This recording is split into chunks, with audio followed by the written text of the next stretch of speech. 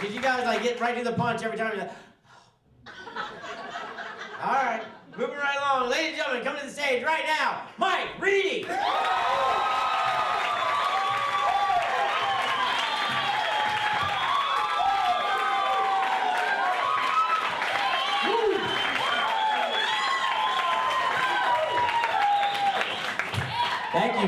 Thank you. So for the small percentage of people in the room that don't know me, my name is Mike Reidy, and I'm actually from a large family, believe it or not. I'm one of 9 kids. I don't know how large it is to you, but I'm one of 9, which makes me Irish Catholic. That's right. Mormon is incorrect. It's good guess. And you know, within the last year and a half or so, we've had a couple of new additions to the clan. Actually, I have 2 baby girls, 2 nieces. And the one thing that keeps coming at me is the honesty of these little people in our lives, right? I guess we grow up, we're taught to be these polite, well-mannered individuals who use good language and are patient, right? Aren't we all raised like that? No, not you, sir? Okay, well, fuck you. The rest of us were raised that way. Degenerates back then. But can you imagine what would happen if you held on to the honesty of like a 1.5-year-old? Be sitting at lunch at work, just enjoying your lunch. Boss comes in to talk about the month's objective. You just push that bowl of soup right onto his lap. Blank stare. Oh, you don't like that? He walks by your office later. You're writing on the walls. Oh, you don't like that, boss man? Well, I don't like you interrupting me. Why don't you get out of here? I gotta take a tinkle. I'm about to make my business your business. You know? But we're kind of a culture obsessed with babies, aren't we? We absolutely are. You pass a kid around this room right now, 99% of the women are gonna use the word cute, adorable, or precious. It's precious. The other 1% isn't sure if they want kids, but peer pressure will use the word cute, adorable, or precious. My question is, at what point do these little things stop becoming adorable? Like right now, you see a diaper commercial on TV, and it's got a pack of bare-ass 1-year-olds running towards their mother. That's adorable. You see that same commercial with a pack of bare-ass 47-year-olds, that's disgusting. It's disgusting, people. I've seen it. At what point do we not want to see a toddler getting their pants pulled off by a puppy on our suntan lotion bottles? Because nobody wants to see a full-grown dog pulling their pants off a 12-year-old on our suntan lotion bottles. Maybe you do want to see that. Maybe you do want to see that. Maybe you're Mormon.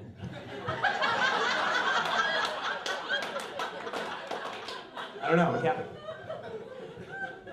You know, maybe you do want to see that. If you do want to see that, I'm sure there are internet sites out there for you. There are probably jails out there for you. But if you're not internet savvy, there is the Catholic Church, so she was right on that one. Too much, right? So has change come to America yet? Remember during the presidential campaign, you couldn't go anywhere without hearing that change was coming to America. It was exciting. It's like, yeah, I want to change. Definitely it's change. Now that we're a couple months into this whole thing, I think they literally meant change. Pennies, nickels, dimes. Not even quarters, people. I'd love a handful of quarters right now. If you give me a handful of quarters, booyah.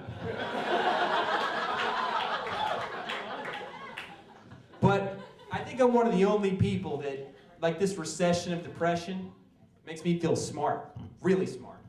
Because, you know, they tell you, don't keep over $100,000 in this bank account. No problem.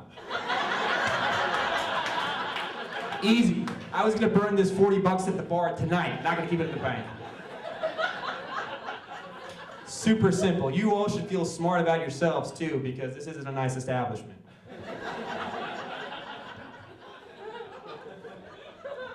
So a co-worker of mine recently found herself a boyfriend, which I was originally really happy about. Because she's one of these girls who seems to seep herself into a self-imposed depression every day she's single, you know? Like the girl who says, I'm never gonna hook up with anybody, but I will hook up with anybody type girl. Yeah, you got a missed call from her, I know.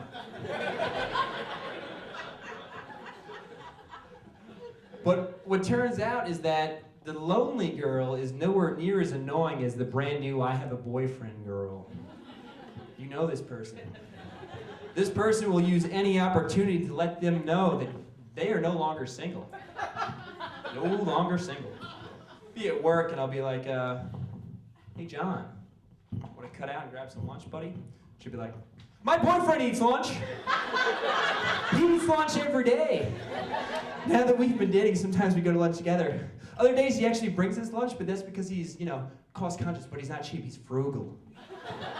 John's like, ooh. Now, Mikey, you know what? Rain check on lunch. I'm actually gonna cut out and get myself a haircut. My boyfriend has hair. He has the greatest hair. It's thick and it grows fast, so he has to get it cut really, really often. I got sweet. But the recent boyfriend girl is nowhere near as painful as the recently engaged girl.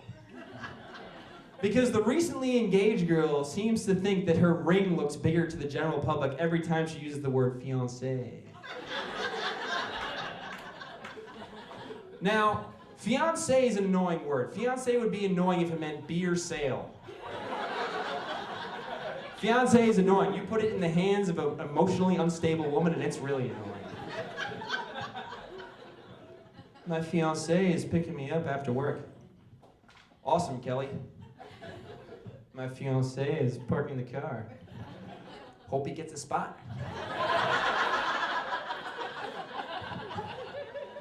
My fiancé has a raging case of genital herpes. That'll happen, Kelly. My fiancé has a long criminal record. Oh yeah? And he has to notify the authorities when he leaves the United States. Mm-hmm.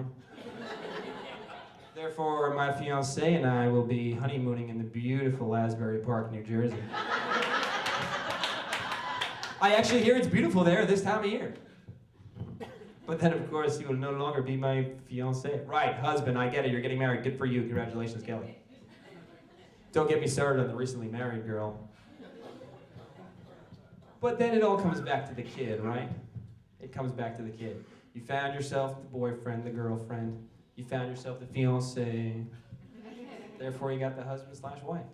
And it's going to come back to the kid. You just wait. A buddy of mine recently had a kid. Baby girl, adorable. Thing is, we had a little boys' night out the other night, and somehow the subject of breast milk came up.